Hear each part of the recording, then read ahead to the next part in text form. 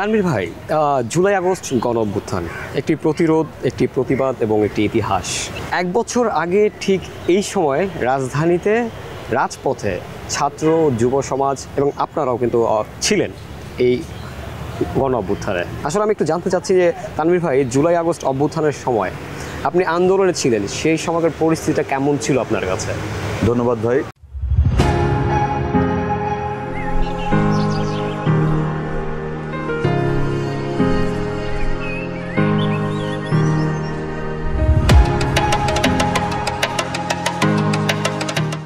সেটা স্মরণ করলেই সবচেয়ে বড় কথা হচ্ছে, সেটা স্মরণ আসলেই আজকের প্রেক্ষাপট, তখনকার প্রেক্ষাপটের সাথে আকাশ পাতাল ব্যবধান। তখনকার যে বাংলার রাজপথ ছিল সেটা খুবই নৃশংস ছিল। আজকে 17ই জুলাই আমি মোহাম্মদপুরবাসী, তো আমার বাসার একেবারে সন্নিকটে 27 নম্বর। আমরা 27 নম্বরের উদ্দেশ্যে আমি তখন এলাকায় ঢুকতেও পারতেছি না। একটা জিনিস বলে নেওয়া ভালো, আমি যুদ্ধ হতো ঠিক আছে, আমি আহত জুলাই যোদ্ধা। আমি বিএনপির পলিটিক্সের সাথে আমি ইনভলভ, যার কারণে আমাদের উপর থেকে তখন অলরেডি আমাদের উপর আদেশ আসে, যেমন আমার পলিটিক্যাল গুরু অ্যান্ড আমাদের কিছু শুভাকাঙ্ক্ষী মিলে আমরা আজকের দিনে এটা দিয়ে আর কি শুরু করতে চাচ্ছি। যেহেতু আজকে 17ই জুলাই থেকে আর কি মূলত আমরা আমাদের কার্যক্রমটা শুরু করছি। কেন ওইরকমভাবে নামেনি, তখনও মানুষ ওইরকম নামেনি, তখনও ছাত্ররা, সাধারণ মানুষ তখন ছাত্রদেরকে সাপোর্ট দিচ্ছে। আমরা ওই সাপোর্টের একটা অংশ হিসেবে আমার বড় ভাই মোহাম্মদপুর থানা বিএনপির যুগ্ম আহ্বায়ক আনোয়ার হোসেন মাসুদ ভাই, ওনার কিছু অ্যামাউন্ট উনি আমাদেরকে দিছে, অ্যান্ড আমার কাজিন অ্যান্ড আমার কিছু শুভাকাঙ্ক্ষী, আমার কাজিন রনি, ওর কথা না বললেই না, কেননা ও স্বেচ্ছায় একটা অ্যামাউন্ট প্রোভাইড করছে যে আমরা নিজেরা মিলে একটা অ্যামাউন্ট নিয়ে কিছু খাবার কিনে ওদেরকে দিব। অ্যান্ড এটা আজকের দিনেই করা হয়েছে। আজকে 1 বছর হয়ে গেছে, 17ই জুলাই শুরু হয়েছে, অ্যান্ড ছাত্রদের উপর আজকে থেকে মোটামুটি একটা হিসাব চলতেছে। সো আমাদের এরকম একটা পরিস্থিতি ছিল যে আমরা বের হব, এরকম সিচুয়েশন ছিল না। তখনকার ফ্যাসিস্ট সরকারের যে পেটুয়া বাহিনী ছিল, তার ভিতর ওনাদের যে অঙ্গ সংগঠন, ওনাদের দলীয় যে লোকজন ছিল, এরা প্রত্যেকটা মহল্লায়, অলিতে গলিতে তাদের মোহরা ছিল, এমনকি মসজিদের সামনে সহ। অ্যান্ড মেইন পয়েন্ট তো ছিলই, ইন্টারনালিও ওনারা এইভাবেই আটকে রাখতেছিল তখন, কেননা মোটামুটি তখনও ওই রকমভাবে জনসাধারণ ওই রকমভাবে বের হয়নি। সো আমাদের এলাকা মোহাম্মদপুরে তখন বেশ কিছু হিসাব নিকাশ হয়ে গেছে। এখন মিডিয়ায় অনেক কিছু প্রোভাইড করতেছে, আপনার ফেসবুক বা অ্যানাদার যে সোশ্যাল মিডিয়াগুলো আছে এইগুলোতে অনেক ভিডিও ফুটেজ দিচ্ছে, বাট তখন অ্যাকচুয়ালি কোনো মিডিয়াই এগুলো কভারেজ করে নাই, যেটা এলাকা ভিত্তিকভাবে জানা গেছে।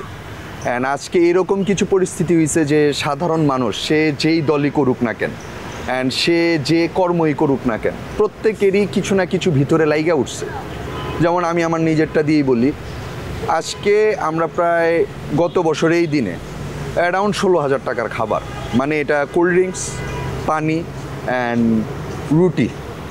রুটি বলতে বন টাইপের যে রুটি। যেমন আমার স্পষ্ট খেয়াল আছে, আমাদের ওইখানে একটা দোকান আছে, ওই দোকান থেকে ছায়ানিরের কিছু রুটি নিয়েছিলাম, কিছু কেক, অল টাইমসের কিছু, মানে শুকনো যে খাবারটা, এই খাবারটাই প্রোভাইড করা হচ্ছিল। অ্যান্ড আমার যে লোকজনগুলো খাবার প্রোভাইড করছে, আমার সাথেরই লোকজন, যেমন কয়েকজনের কথা বলতে হয়, যেমন সুজন কিছু প্রোভাইড করছে, আমার বন্ধু আপনার কবির ও ছিল, ওরাও কিছু খাবার প্রোভাইড করছে।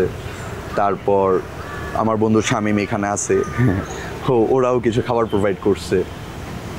সো আমরা খাবার, এখন আজকের দিনটাতে গত বছর এইরকমভাবে হিসাব করতে পারি নাই যে আজকের দিনে একটা বছর পর স্বাধীনভাবে, 17 বছর পর বা 16 বছর পর স্বাধীনভাবে মুক্তভাবে কথা বলতে পারবো। সো 17 তারিখে এইভাবে গেল। তখন আমি দূর থেকেই কার্যক্রম ঘটাচ্ছিলাম, অ্যান্ড আমি খাবারের অ্যারেঞ্জ করে দিছি। আমি কিন্তু সরাসরি কিছু করতে পারিনি, কেননা পলিটিক্যালি ইনভলভ থাকার কারণে আমাদের অনেকটা এলাকায় ঢোকাটাই মুশকিল ছিল। আজকের দিনে রাতের বেলা, খুব সম্ভবত সন্ধ্যার পরবর্তীতে, মাগরিবের পরবর্তীতে আমি আমার নিজের এলাকায় ঢুকি, মোহাম্মদপুরে ঢুকি, আশেপাশেই ছিলাম, ঢুকি।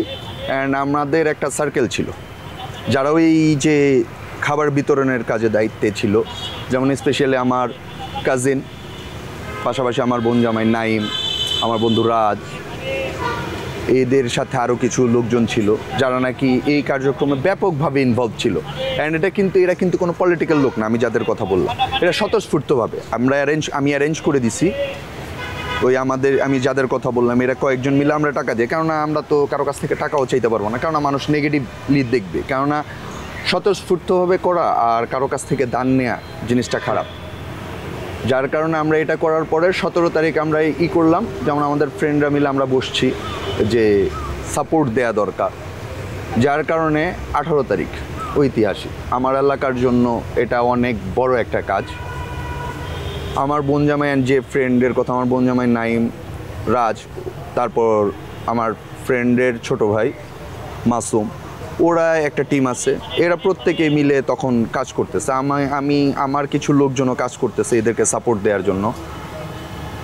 যেমন আমরা দলীয়ভাবেও কিছু নির্দেশনা পাচ্ছি যে এদেরকে সাপোর্ট দাও, খাবার দিয়ে সাপোর্ট দাও বা সাহস দিয়ে সাপোর্ট দাও, এই সাপোর্টটা আমরা পাইছি। আমাদের উপর থেকে নির্দেশনা ছিল, যেমন 40 ফিটে মোহাম্মদপুর বেড়িবাঁধ 40 ফিটের এইখানে আমাদের কিছু লোক কাজ করছে। 4 রাস্তার মোড়ে আমাদের কিছু লোক ছাত্রদের সাথে একাত্মতা দিয়ে কাজ করছে। তারপর আমরা বলি জনতা বাজারের এইখানে, এটা মোটামুটি একটা ফেমাস জায়গা, এইখানে কিছু লোক কাজ করছে। 27 নাম্বার আমি নিজেই কাজ করছি। তো আমি বললাম যে আমি আসতেছি, তারপর আমি আসবো। আমার ফ্রেন্ডও ওইখানে ছিল, ছোটো ভাইরাও ওইখানে ছিল। তো 27 নাম্বার গেলাম, অ্যান্ড যাওয়ার সময় হুট করে আমার কাজিন, মানে আমার বোন জামাই নাইম আমাকে ফোন দিয়ে বললো, ভাইয়া কিছু মাছ নিয়ে আইসো। অ্যান্ড আমার স্পষ্ট খেলা আছে, আমি 2টা ডিসপেন্সারিতে গেছি, ওদের কাছে মাস্ক নেই, এতটা পরিমাণ চাপ ছিল। তো এক জায়গা থেকে আমি এক বক্স মাস্ক নিলাম, নেওয়ার পরবর্তীতে 27 নাম্বার গেলাম। যাওয়ার পরে দেখি দৌড়াদৌড়ি তখন শুরু, টিয়ার শেল নিক্ষেপ হচ্ছে। তো কিছু ছাত্র আটকে গেছে, এদেরকে বের করার হিসাব চলতেছে। তো সামনে একটু অগ্রসর হওয়ার পর দেখলাম যে আমাদের মোহাম্মদপুরে অবস্থানরত রেসিডেন্সিয়াল স্কুলের ফারিয়ান ফাইয়াজ নামের যে ছেলেটা, আমি 18 জুলাইয়ের কথা বলতেছি, ফারিয়ান ফাইয়াজ, ও আহত, তখন গুলি লাগছে। কোথায় লাগছে এটাও আমরা দেখতেছি না, কারণ অনেকগুলো লোক, এমনকি আমার বোনের যে হাজব্যান্ড, আমার ছোট বোনের হাজব্যান্ড, আমার কাজিন নাইম, ওরা কয়েকজন আমার ফ্রেন্ড, ওরা মিলে অ্যান্ড আরও কিছু লোকজন ছিল, সবাই মিলে মানে সাপোর্টিভ ছিল, ধরে নিয়ে রিক্সার উপর উঠাইয়া দিচ্ছে। তো এই ছেলেটা মারা গেছে, আমরা পরবর্তীতে নিউজ পাইছি, ওরা ফার্স্ট টাইম সিটি হসপিটাল নেওয়া হয়েছিল।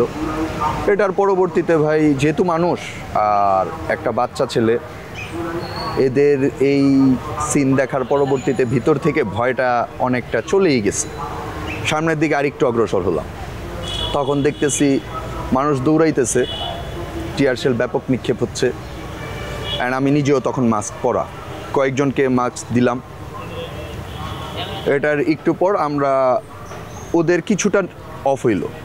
তো ছাত্ররা এইখান থেকে মানে মিনা বাজারের এইখান পর্যন্ত আর একটু এই পাশে ছিল, আবার একটু ওদিকে যাইতে নিল। এর কিছুক্ষণের মধ্যেই আপনার টিয়ার শেলের পরিমাণও বেড়ে গেলো অ্যান্ড ডিরেক্ট শ্যুট, তখন ডিরেক্ট শ্যুট চলতেছে। নট অনলি পেটুয়া বাহিনী, আওয়ামী লীগের লোকজন ওপেন ছিল তখন, অ্যান্ড ওরাও ফায়ারিংয়ে ছিল। এই আবার দৌড়ে আসতেছে, ব্যাপক খাবার ছিল ওইখানে। আপনার সবচেয়ে খারাপ লাগছে যে অনেক মানুষ কষ্ট করেই কিনে দিছে, কেননা এই যে খাবারগুলো বাচ্চাদেরকে দিছে, যার যতটুকু সামর্থ্য সেই ওইখান থেকেই দিছে।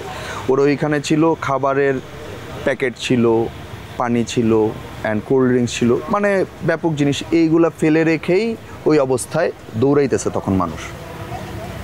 এর মাঝখানে অনেকে আহত হয়েছে, কাউকে আপনার মিনা বাজারের চিপা দিয়ে ওইখানে কোনো রিক্সা কেউ নিয়ে আসতেছে, ওইটার উপরে দিয়ে যে যেমনি পারতেছে সেফটি দিয়ে দেওয়া হচ্ছে। এর ভিতরে ঢুকে গেছে, 18 তারিখ ঢুকে গেছে অলরেডি, ব্যাপক গোলাগুলি শুরু হইলো। এর পরবর্তীতে আমরা সবাই মিলে অবস্থান নিলাম 27 নম্বরের যে মুখটা আছে এইখানে। অ্যান্ড ওই সময় আর একটা কথা না বললেই না, টিয়ার শেলের পরিমাণ এত ছিল, অ্যান্ড আগুন জ্বালানোর যেই জায়গায় আগুনের তো গ্যাস নিতে হয় না, তো টিয়ার শেলে অনেক বাজে অবস্থা হয়ে যায়। একটা সময় কোনো কিছু পাচ্ছিল না, অ্যান্ড ওনারা এত পরিমাণ আসতেছে, লোকজন পেটুয়া বাহিনী বলেন, পুলিশের লোক বলেন আর আওয়ামী লীগের লোকজন বলেন, এনারা এই পরিমাণ হয়ে আসতেছে, কেননা প্রত্যেকটা লোকজন, সাধারণ জনতা, ছাত্র সমাজ, যুব সমাজ বা উইলিংলি যারা গেছে, এরা তো প্রত্যেকেই খালি হাত। অ্যান্ড ওইটাই এমন একটা রেস্ট্রিক্টেড জোন, যেই জোনটাতে আপনি চাইলে তো ইট পাটকেল আপনার জন্য রেখে দেয়নি। ওনারা তো অনেক কিছুই করছে, আর ওনারা সশস্ত্র ছিল, যার কারণে এগেনস্টে যারা ছিল মানে সাধারণ জনগণ, আমি সাধারণ জনগণই বলবো, কারণ এই জায়গার ভিতর ছাত্র ছিল, কর্মী ছিল, রিক্সাওয়ালারও ব্যাপক হেল্প করছে ওই দিন, মানে এটা আমি নিজেই দেখতেছি, ব্যাপক হেল্প করতেছে, যে যেমনি পারতেছে উইদাউট ভাড়াতে তারা হেল্পিং হ্যান্ড হিসেবে নিয়ে যাচ্ছে, এখান থেকে ওখানে নিয়ে যাচ্ছে। যেমন এক মামাকে দেখলাম, ওনার হাতের এইখান দিয়ে কেটে গেছে, উনি ওইটার দিকে না তাকায়া উনি আরেকজন আহত, মানে খুব সম্ভবত টিয়ার সেলেই অজ্ঞান হয়ে গেছে, তখনও ডিরেক্ট বুলেটটা আর কি ওপেন হয় নাই ওইরকমভাবে, বা হইলে ওইরকমভাবে আহত হয় না। ফারহান ফায়াজের পরবর্তী ঘটনা বলতেছি। এর কিছুক্ষণ পর ওই জায়গার ভিতর যে পুলিশের যে ইটা আছে, ট্রাফিক পুলিশের, ওই জায়গা থেকে কিছু কাঠ টাট নামে ওই জায়গায় আগুন জ্বালা দেওয়া হইলো।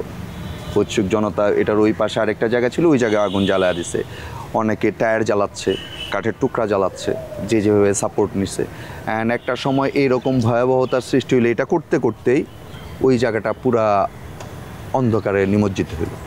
অ্যান্ড আলটিমেটলি আমার সাথের কয়েকজন আমাকে বলতেছে, ভাই আপনার উপর ঝামেলা আছে, আপনাকে দেখলে আরও ঝামেলা হবে, পাইলে মেরে ফেলবে, এরকম টাইপের কথাবার্তা ওই সিচুয়েশনে যেটা বলে, কারণ আমরা তো তখন আগে থেকেই পলাতক মোটামুটি, যার কারণে সন্ধ্যার আগ দিয়ে আমি চলে আসি।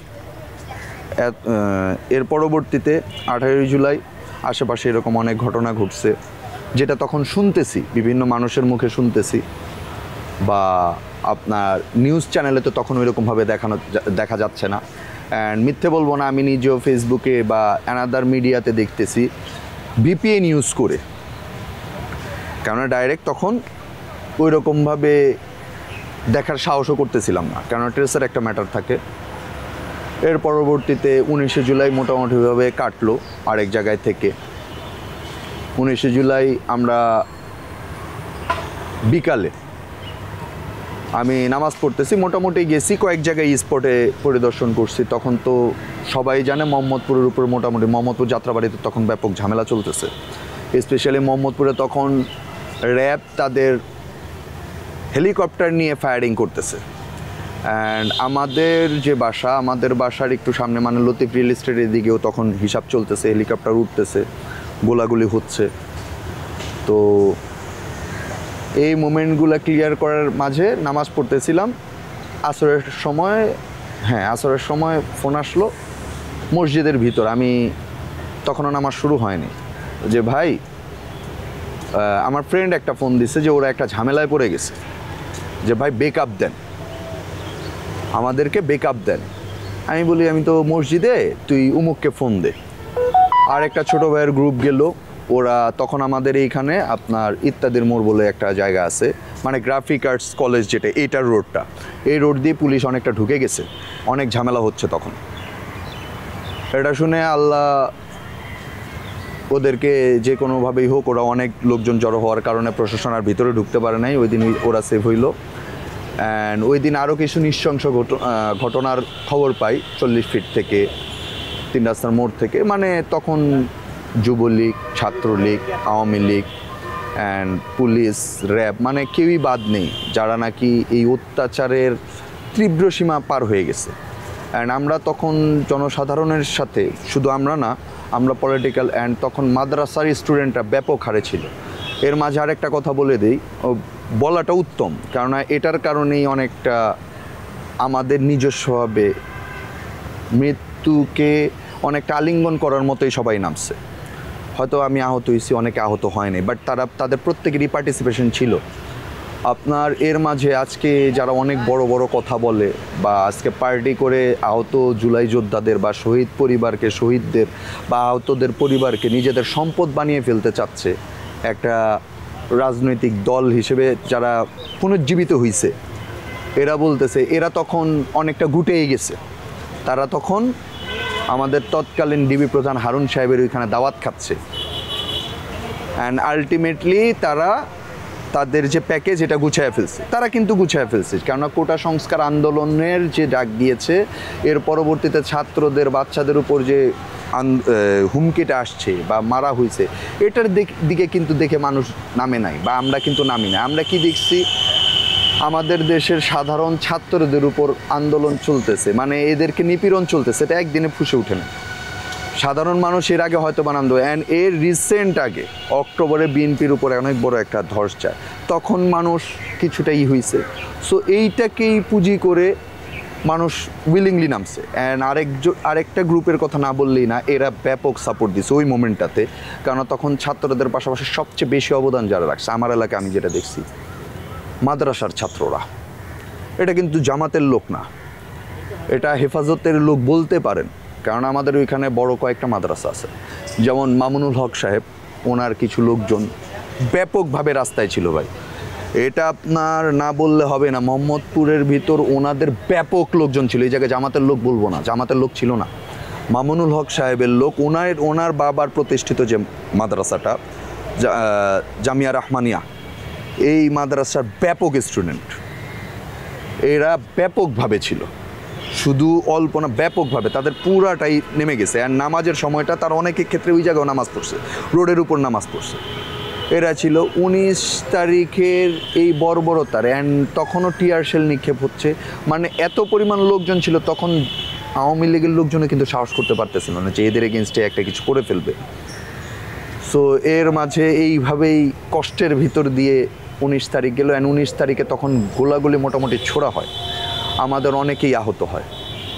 যেমন অনেককে চিনি, অনেককে চিনি না, এরকম অনেক লোকের আহত হয়ে মানে দুর্বিষহ অবস্থা, অনেকে ট্রিটমেন্টও পাচ্ছে না। তখন আপনার 19 তারিখ এই কাহিনী যাওয়ার পর মোটামুটি আমরা আর একটু বড় পরিসরে 20 তারিখের হিসাব নিকাশ করলাম। একটু থামানোর চেষ্টা করছি, সেটা হচ্ছে যে ঘটনার দিন কিভাবে শুরু হয়েছিল, কখন বুঝলেন যে এটা শুধু একটি আন্দোলন নয় বরং একটি অভ্যুত্থান? মানে এটা কোন ঘটনার দিন? আমার যেদিন দুর্ঘটনাটা ঘটছে, হ্যাঁ ওই দিনই, মানে কখন বুঝলেন যে এটা শুধু একটা আন্দোলন নয়, এটা একটা অভ্যুত্থান? এইটা বুঝে গেছি 19 তারিখেই, কেননা ওনারা যখন ওইখানে, তখন কিন্তু ওনারা আলটিমেটলি বলে দিছিল, টিভিতে যে নিউজটা দেখছি, আমি অনলাইনে দেখছি, কারণ তখন আমি উইলিংলি বলতেছি আমি ভিপিএন ইউজ করি, আর আমাদের পকেট রাউটার ইউজ করা হয়, আমরা কয়েকজন মিলে একটা পকেট রাউটার ইউজ করি। সো তখন আমরা এই নিউজটা যখন দেখছি যে তারা তাদের উঠে নিছে, আন্দোলন অফ করে দিতে বলতেছে, তখনও ওই রকমভাবে বুঝি নাই। বাট যখন দেখতেছি সাধারণ মানুষ, যে কর্মজীবী, শ্রমিক, রিক্সাওয়ালা, মাদ্রাসার স্টুডেন্ট, যারা উইলিংলি থাকতে পারতো, বিগত 15-16 বছর যেভাবে নিজের উপর চাপায়া নিয়ে যেভাবে থাকছে, দ্রব্যমূল্যের ঊর্ধ্বগতি হয়েছে, আমরা চাইপা নিছি, হ্যাঁ মাইনা নিছি, এইভাবে যেরকম থাকছে তখন ওই রকমভাবে থাকতে পারতো। বাট সাধারণ মানুষ যখন বের হয়ে গেছে রাস্তায়, তখন আলটিমেটলি এটা বোঝাই হয়ে গেছে যে এইটা আর থামার নয়, কেননা র্যান্ডম আপনার মানুষজন পুরা রোড ব্লক হয়ে গেছে। অ্যান্ড আমার তখন স্পষ্ট, তখন আমাদের ওইখানে কোনো রোডের ভিতর কোনো যান চলাচল করতেছে না। অ্যান্ড আপনার বছিলার ওইখান থেকে শুরু করে, বছিলা আমাদের কেরানীগঞ্জের বর্ডার, ওইখান থেকে শুরু করে আমাদের এই মোহাম্মদপুর পর্যন্ত, মানে সুপার মার্কেট পর্যন্ত, এই জায়গায় তখন ওই রকম যান চলাচল চলে না বললেই চলে। অ্যান্ড 27 নম্বরও সেম কাহিনী, মানে এই যে রোডটা, 7 মসজিদ রোডের যে রোডটা, এই টোটালটাই অফ। অ্যান্ড তখন বাংলাদেশের থমথমে পরিবেশ। অ্যান্ড তারা আলটিমেটলি মনে করছে যদি ওই দিন অভ্যুত্থান না, মানে অভ্যুত্থান মনে করে না, মানুষ অভ্যুত্থান ঘটায় দিছে নিজের অজান্তেই। শোক থেকে বলেন, কষ্ট থেকে বলেন, উৎসাহী হয়ে বলেন, সবাই উইলিংলি নেমে গেছে যে আমাদের এখন নামতে হবে। কাদের জন্য নামতে হবে? আমাদের পরবর্তী প্রজন্ম তো তাহলে আর টিকতেছে না, কেননা আমাদের বাকস্বাধীনতাই নেই। তার আগে এরকমও টাইম গেছে যে আমরা কাউকে নিয়ে ফেসবুকে একটা পোস্ট দিছি, আমি নিজেও বুঝি নাই কী পোস্ট দিছি, বাট এটা আমার এগেনস্টে হয়ে গেছে, আমাকে অ্যারেস্ট করা হয়েছে। যে জায়গায় আমি একটা ফেসবুক পোস্টের হিসাব করতে পারি নাই, সেই জায়গায় আমি বাকস্বাধীনতা পাবো কোথা থেকে? আমার বাকস্বাধীনতাই ছিল না, যার কারণেই হয়তো বা সবাই নেমে গেছে, কারণ আমি নিজেও নেমে গেছি। অ্যান্ড আমরা 20 তারিখের যে কার্যক্রমগুলো শুরু করছি, আমি আবার চলে যাচ্ছি 20 তারিখের দিকে। 19 তারিখ অনেকটা আমি পাগলের মতো হয়ে যাই, তখন অ্যারাউন্ড রাত 10:30 বাজে, 10:30 পৌনে 11টা, যে আমি আবার যাব। অ্যান্ড আমাকে আমার ফ্রেন্ডের কয়েকজন ফ্রেন্ড, আমার বন্ধু জামাই, ও আমারে আটকায় দেয়। অ্যান্ড আমার সাথে তখন আমার বাল্য যে বন্ধু বান্ধব কয়েকজন আমার সাথে ছিল, আমরা জনতা বাজারের দিকে মুভ করতে চাই। তখন আমাদের কাছে একটা নিউজ আসে, কোথা থেকে আসছে সেটা বলবো না, নিউজ আসে যে আমাদের উপর একটা ধস হবে। অ্যান্ড আমাদের কাউন্ট হয়ে গেছে, অ্যান্ড আমাদের লিস্টও হয়েছে তখন আওয়ামী লীগের থেকে বা আনাদা, আমাদের লিস্ট তো আগেই থেকেই আছে। তারপরে তখন লিস্ট হয়েছে আমার উপর যে কোনো সময় একটা হিসাব হইতে হবে। শুধু আমি না, আমাদের সাথে আমাদের দলীয় আরও অনেকেই আছে যাদের উপর এই ঝামেলাটা হবে। তারপরও তখন এরকমই উন্মাদ হয়ে গেছিলাম যে তখন আর জানের ভয় ছিল না, যে দেশের জন্য কিছু করতে হবে। তখন আর দল ছিল না, তখন যে আমরা কাজ করতেছিলাম তখন দল ছিল না। এদেরকে সাপোর্টের সাথে সাথে তখন উইলিংলি মাঠে কাজ করলাম। 20 তারিখেও এরকম চললো, আমাদের কিছু ধাওয়া পাল্টা ধাওয়া চললো। এর মাঝখানে আমার কিছু ফোন আসলো যে তোর নামে হিসাব নিকাশ হয়েছে, তোকে মেরে ফেলতে পারে, যে কোনো সময় মেরে ফেলতে পারে। তো ভাই স্বাভাবিকভাবে আমি পলিটিক্স করি, এত বছরে কিছু হয় নাই, তখন ওইটা ওইরকমভাবে আমলে নেই নাই যে প্রশাসনিকভাবে ঝামেলা হবে, দলীয়ভাবে ঝামেলা না হইলেও প্রশাসনিকভাবে এটা করায়া দিবে, তখন ওই রকমভাবে আমলে নেই নাই আমি। তারপরও অনেকে জড়াজড়ির পরে বাসায় চলে আসলাম, যে জায়গাটায় থাকতাম ওইখান থেকে আমি আমার বাসায় যাই।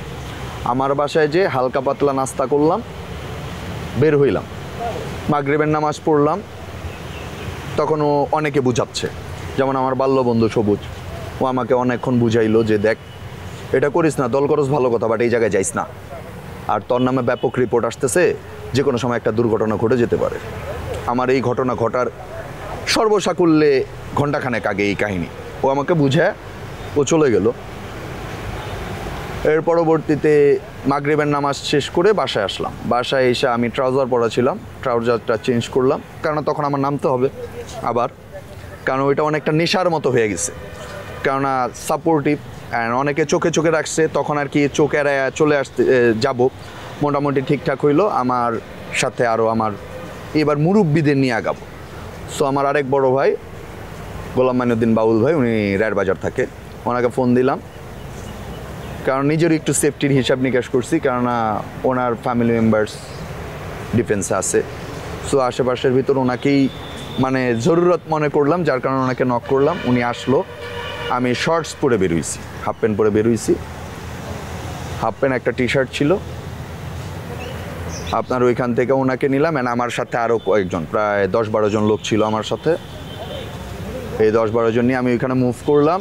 অ্যান্ড তখন আর্মি কথা বলতেছে তারা, আমি তখন বেরির এই পাশেই 4 রাস্তার মোড়ের দিকে কথাবার্তা বলে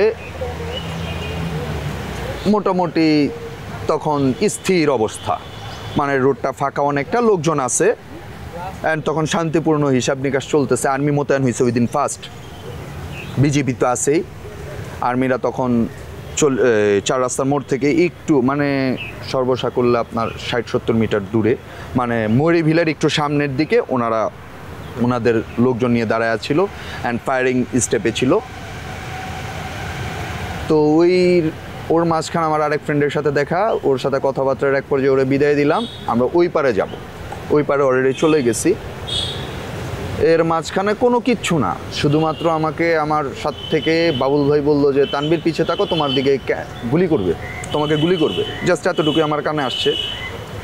আমি পিছনে তাকায় দেখলাম যে 2-3 জন লোক দেখায় দিতেছে, বাট অনেক দূরত্ব থাকার কারণে আর তখন সব কিছু মোটামুটি অফ, যার কারণে অন্ধকারে হয়তো দেখতে পারি না, হয়তো না আমি দেখতেই পারি না যে কারা দেখা দিচ্ছে, কারণ একটা আবছা ছায়ার মতো দেখা দিচ্ছে। অ্যান্ড ইনস্ট্যান্ট আপনার ঘোরার পরবর্তীতে লাভ যে দিছি আপনার এতটুকু পর্যন্ত স্মরণ আছে, কেননা আমি নিজে হাই জাম্পার না, কেননা এই মোমেন্টে আমি এত উঁচুতে লাভ দিতে পারবো সেটা আমি নিজেও মানে আমার এখনও কল্পনা করলে নিজের কাছেই অবিশ্বাস্য মনে হয়, কারণ আল্লাহ নিজ হাতে ওই দিন আমাকে সেভ করে দিছে। আমি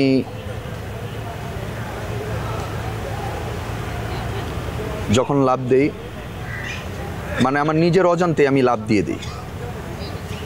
আমার প্যান্টের নিচ দিয়ে 2টা বুলেট গেছে, আমি স্পষ্ট আমার খেলা আছে, এইগুলা সব ন্যানো সেকেন্ডের কাউন্টডাউন। মানে মানুষের মৃত্যু বা কোনো বাজে একটা সিচুয়েশন ক্রিয়েট হইলে যে প্রত্যেকটা সেকেন্ডকে কত হাজার কোটি ভাগ করে যে তার মেমোরিতে থাকে, এটা ওই সিচুয়েশন না ঘটলে বোঝা বা বলা পসিবল না। আমি মানে স্পষ্ট আমার খেয়াল আছে যে আমার নিচ দিয়ে 2টা বুলেট গেছে, এটার গরম আমার নিচে আমি স্পষ্ট উপলব্ধি করতে পারতেছি। মানে এখনও মনে হইলে ওই জায়গাটায় আমি চলে যাই। অ্যান্ড আমার একটু খেয়াল আছে, আমার রেটিনায় যতটুকু কভার হয়েছে 2টা ছেলে পড়ে গেছে, 2 থেকে 3টা ছেলে হবে, ওরা ডাইরেক্ট বুকেই হয়তো বা গুলি খেয়েছে, কেননা কেউ কোনো কথা বলতে পারে নাই। পড়ার পরবর্তীতে নড়ার ইয়ার আমি দেখি নাই, বাট আমি যখন নিচে মানে এর ভিতরেই যখন লাফ দিয়ে নিচে পড়লাম, এর মাঝেই আমি টের পাইছি মানে নিচে পড়ার আগেই একটা কি যেন আমার এইখান দিয়ে ঢুকে গেল। অ্যান্ড তখন শরীরটার ভিতর থেকে মানে আমার পা গরম হয়ে গেছে, ডান পা পুরা গরম, ডান পা গরম, বা পায়ের ভিতর মনে হচ্ছে কেউ কল দিয়ে পানি মারলে যেরকম লাগে গরম পানি, ঠিক বা পায়ে এরকম লাগতেছে। তো এই যখন নিচে পড়ছি তখন লাগতেছে পুরা পা ভেজা ভেজা হয়ে গেছে। তো বাবুল ভাই আমার জিজ্ঞাসা করলো, দৌড় দাও, গুলি করতেছে, তুমি লাভ দিতেছো কেন? পরে ওনাকে বললাম ভাই গুলি লাগছে। এর পরবর্তীতে আমি বৈশা পড়ছি, বাবুল ভাই দৌড়ায় আসলো। আমি তখন আমার পা এটা ধরা, উপর থেকেই ধরা, মানে অতটুক পর্যন্ত যেতে পারতেছি না, আমার শরীরটা অনেকটা ছেড়ে দিছে এরকম লাগতেছে। তো সে দৌড়ায় আসার পরবর্তীতে আমার আরও কিছু লোকজন চলে আসলো, তানভীর ভাইয়ের গুলি লাগছে এটা বইলার সাথে সাথে আসলো। আসার পরবর্তীতে বাবুল ভাই বললো হাতটা সরাও, আমাকে টাইনা ওই যেই গেট আমার যে গুলিটা লাগছে একটা গেটে লাগছে, সর্বপ্রথম আগে এক গেটে লাগছে। গেটে লাগার পর ওই চিহ্নটা এখনও আপনি চাইলে যে দেখতে পারেন, ওই চিহ্নটা এখনও আছে, মানে এটা গেটে গুলিটা লাগার পরবর্তীতে রিপিট হয়ে আমার পায়ে ঢুকে।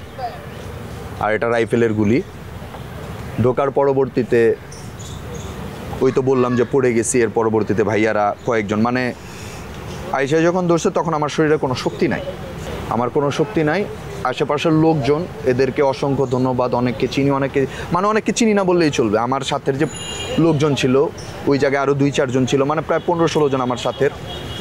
তো এর মাঝের থেকে কয়েকজন ওইখান থেকে হয়তো ভিতরে চলে গেছে। আমি আমার 8-10 জনের কথা খেয়াল আছে, যেমন কাশেম ভাই, নুরু ভাই সহ আরও কয়েকজন আছে যারা ওইখান থেকে আমাকে, মহিলারাও আমাকে ওই দিন ব্যাপক সাপোর্ট দিছে। ওই জায়গার কিছু লোকজন চলে আসছে, আইসা আমাকে উঠায় নিল যে ভিতরের দিকে যাবে, কারণ এইখান থেকে তখন গুলি তখনও চলতেছে। আর যারা পড়ে গেছে এদেরকে আবার কালেক্ট করতেছে আপনার বিজিবি। তো আমাকে ওইখান থেকে নিয়ে গেল। তখন আমি অনেকটা সেন্সলেস হই নাই, বাট সেন্সলেসের মধ্যে আমার শরীরে কোনো শক্তি নাই। ফার্স্ট টাইম আমাকে 7-8 জন মিলে ধরছে, মানে আমাকে উঠাইতে পারতেছে না, এতটা পরিমাণ ভারী হয়ে গেছি আমি। তো এর মাঝে আরেকটা কথা বলে নেই, এর আগেই মানে আমাকে উঠানোর আগেই বাউল ভাই কার কাছ থেকে যেন একটা রুমাল নিয়ে আসছে। রুমাল নিয়ে আইসা উনি ব্যাপক সাহসিকতার প্রমাণ দিছে, কারণ ওই মোমেন্টে এই জিনিসগুলো আসে না। উনি আমার হাত সরায়া, উনি এইভাবে একবার সরায়া দেখলো যে ফুটোটা অনেক বড় হয়েছে। তো উনি ওই জায়গায় চাপ দিয়ে ধরে ওই রুমালটা দিয়ে বেঁধে দিল যেন রক্তটা কম বের হয়। রক্ত তো বের হচ্ছেই।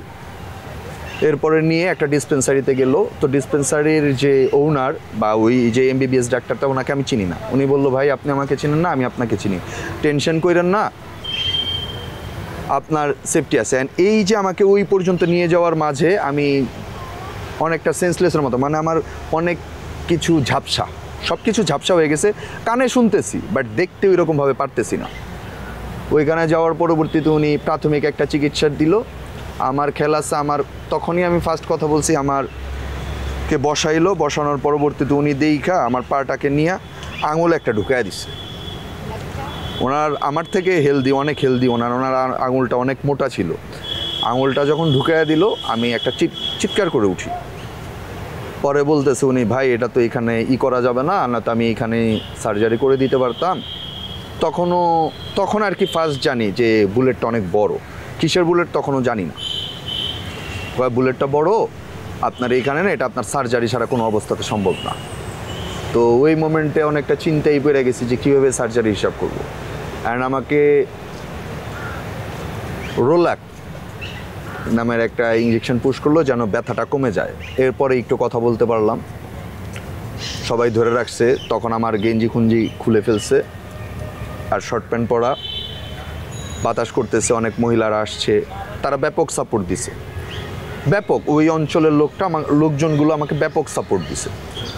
তো এর মাঝে আমি আমার লোকজনগুলোরে বিদায় দিয়ে দিলাম। অনেকে আমার সাথে যেতে চাচ্ছে। তখন বাবুল ভাই ইনস্ট্যান্ট একটা ডিসিশন নিল। বাবুল ভাই ডায়াল লিস্টে সর্বপ্রথমে ফোন দিল আমার আরেক বাল্য বন্ধু, পাশাপাশি আমার মামা হয়, সবুজকে।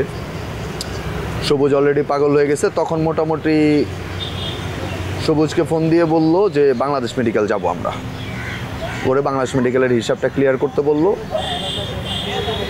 অ্যান্ড বাবু ভাইকে বললাম যে ভাই এইভাবে তো বের হওয়া যাবে না, কারণ এইখানে তখন অনেক গোলাগুলি চলতেছে, মানে পুরো মোহাম্মদপুরের অবস্থা অনেক বাজে। অ্যান্ড ওই যে আমি ওই ডিসপেন্সারিতে বসে আমরা গুলির আওয়াজ পাচ্ছি তখন। তো একটা রিক্সাওয়ালাকে যেন ঠিক করে দিছে, এটা আমার সঠিক খেয়াল নেই। একটা রিক্সাওয়ালা আসছে, অটো রিক্সা, অ্যান্ড আমার সেলফোনগুলো তখন আমার পকেটে বাবু ভাইয়ের কাছে দিয়ে দিলাম। ওই জায়গা থেকে বেসিক ট্রিটমেন্টটা নেওয়ার পরবর্তীতে আমাকে সবাই মিলে রিক্সায় উঠালো।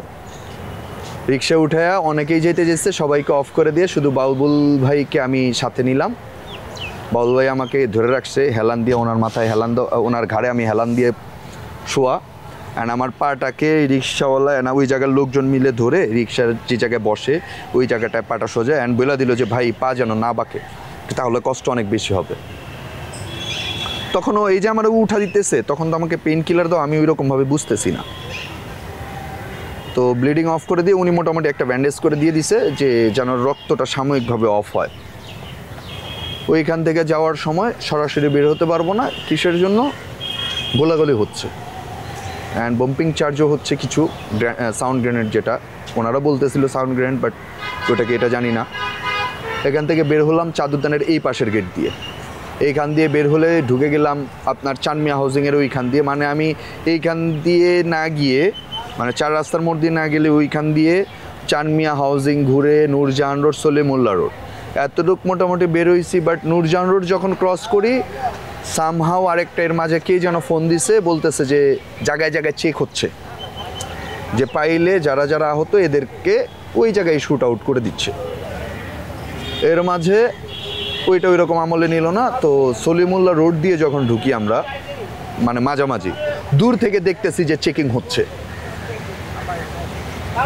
আমি তখন ওই রকমভাবে নড়তে পারি না, সেন্স কাজ করতেছে তখন, মোটামুটি মাথা সেন্স কাজ করতেছে, হাত ওই রকমভাবে লড়াইতে পারতেছে না। বাট প্যারালাইজড রুগীরা যেরকমভাবে কাজ করে, মানে শরীর দুর্বল হয়ে গেলে যেরকম, এরকম।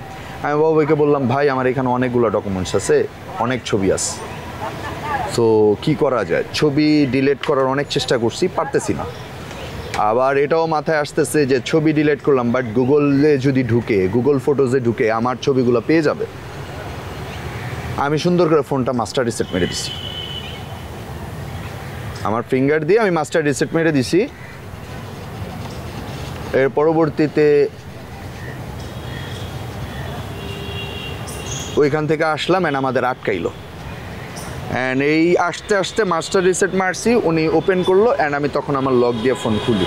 মাস্টার রিসেট হয়ে গেছে কিন্তু, কেন কিচ্ছু নাই, অ্যান্ড পিওর মাস্টার রিসেট মারছি, যার কারণে কোনো ছবিও নেই, আমার ফটো গুগল টুগল তো পুরো, মানে পুরো ফোন ফ্রেশ, খালি নাম্বারগুলো ছাড়া বাকি পুরো ফোন ফ্রেশ।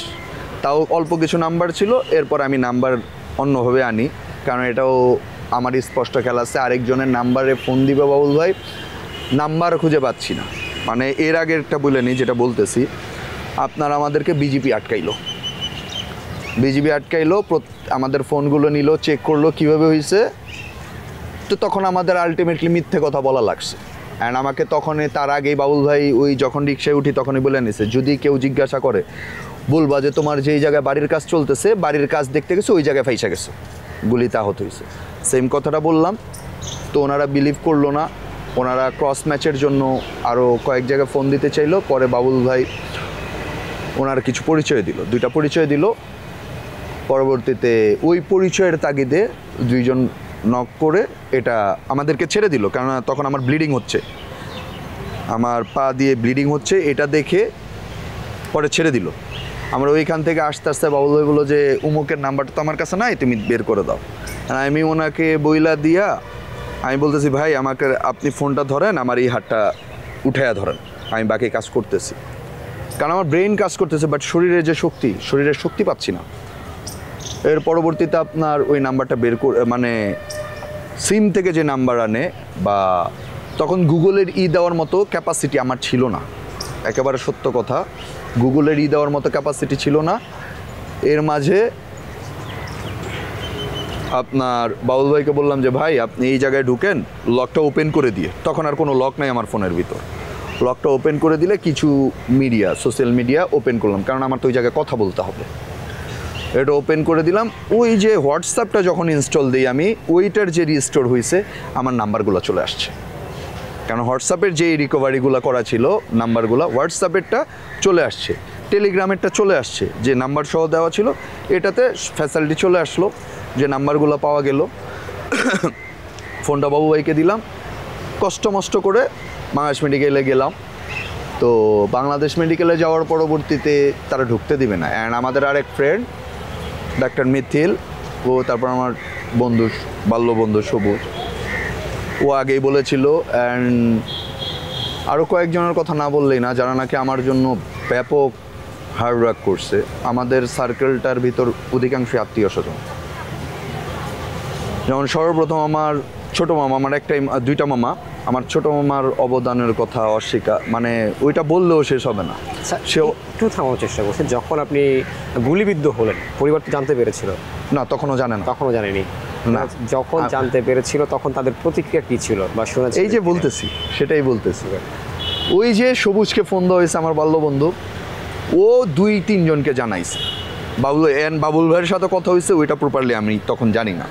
আমি জাস্ট বাবুল ভাইকে একটু বলে দিছি, ওই যে ডিসপেন্সারিটাই ছিলাম তখনই বলেছি বাসায় যেন ঘুণাক্ষরও না জানে, কারণ এর কিছুদিন আগে আমার বাবা স্ট্রোক করা ছিল, আমার মা অসুস্থ ছিল, মানে ওইটা বইলা বোঝানো যাবে না, অ্যান্ড আমার ফ্যামিলি জানতো না। তো সামহাও সবুজের মাধ্যমে আমার বন্ধুবান্ধব জানে, অ্যান্ড বন্ধুবান্ধবের মাধ্যমে ওই যে বললাম যে আমাদের টোটাল রিলেটিভে ভরা, আমাদের সার্কেলের ভিতর 95% রিলেটিভ। তো আমার ছোটো মামা জানে, ছোটো মামা তখন আমি হসপিটালে ঢুকে দেখি আমার ছোটো মামা ওইখানে, ছোটো মামা আসিফ, সালাউদ্দিন, অভি, মানে আমার যে বাল্য যে সার্কেলটা, ওরা ওইখানে মোটামুটি অর্ধেকের বেশি গেছে যারা। অ্যান্ড এইটা বলতেছি এই কারণে, ফ্যামিলি যাবে এটা স্বাভাবিক, কিন্তু ভাই ওই যে মোমেন্টটা ছিল, ওই মোমেন্টে কেউ কারোর জন্য না, একমাত্র মানে নিজস্ব ফ্যামিলির লোক ছাড়া আর কেউ ওইখানে যাওয়ারই প্রশ্নই আসে না। কারণ তখন আমি হসপিটালের ভিতর থেকে গুলির শব্দ পাচ্ছি, কারণ অনবরত গুলি চলতেছে, গোলাগুলি চলতেছে, গ্রেনেডের আওয়াজ পাচ্ছি, বোম্পিংয়ের। যেটা হসপিটালে ঢুকানো হলো, ওইখান থেকে ওনাদের যে বেসিক হিসাব নিকাশ করার সেটা করতেছে। অ্যান্ড ডাক্তারের উপর এতটাই চাপ ছিল যে ডাক্তার কি করবে, মানে একটা রুগী দিয়ে আরেকটা রুগী কভার করতে ওনার কষ্ট হয়ে যাচ্ছিল। উনি বলতেছিল যে ওয়েট করেন, অ্যান্ড আমাদের পরিচিত থাকার কারণে উনি বলতেছে ভাই সার্জারিটা পরে করলে হবে, কারণ উনি তখনও ওইরকমভাবে দেখে নাই।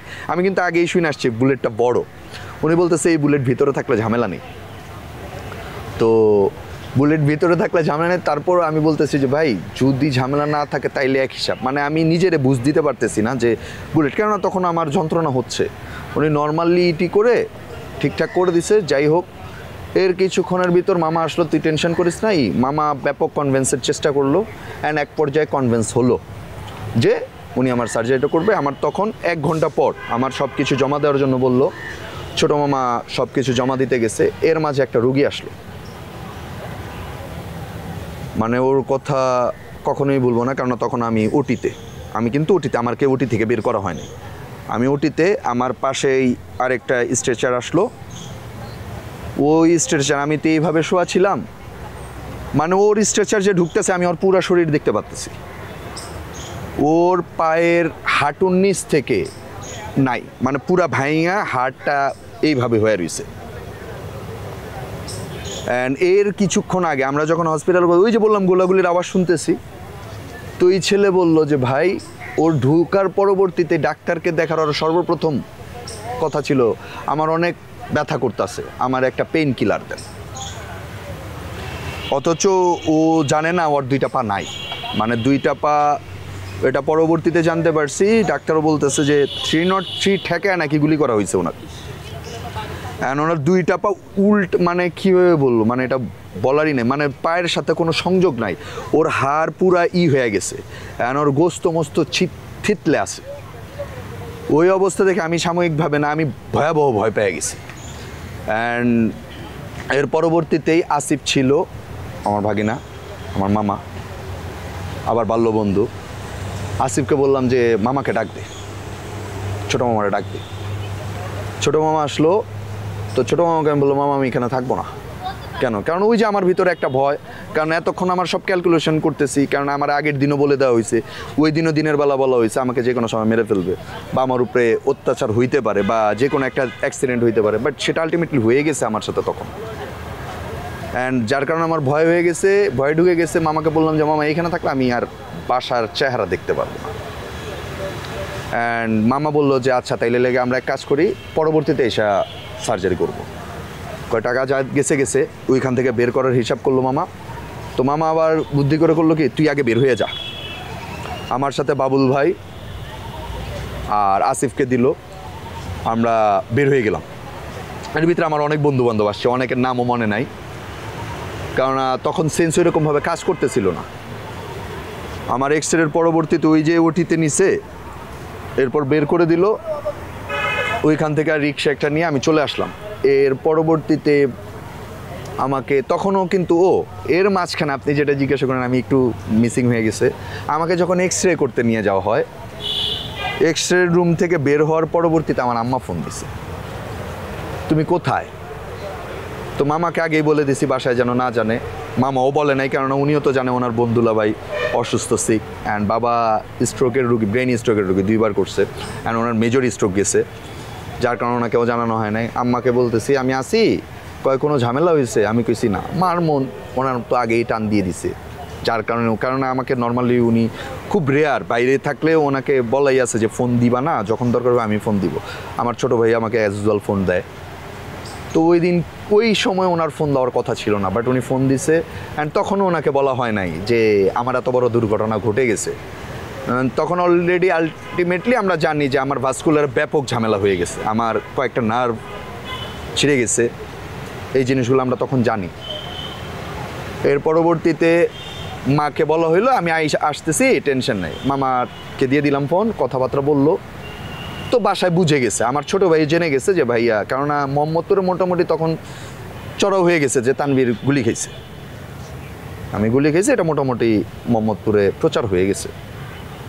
তো এর মাঝে আমার পলিটিক্যাল গুরু, যার কথা বলছিলাম আনোয়ার হোসেন মাসুদ ভাই, উনিও ফোন দিয়ে খবর নিচ্ছে, উনি আসতে চাইছে। ওনার সাথে ফার্স্ট খারাপ ব্যবহার করি, আমার ওনার সাথে 22-25 বছরের যে সম্পর্ক, এই ফার্স্ট ওনার সাথে খারাপ ব্যবহার করি যে আমি বাঁচবো কি মরবো এটার কোনো হিসাব নেই, আপনার তো বউ বাচ্চা আছে, আপনি কেন আসবেন?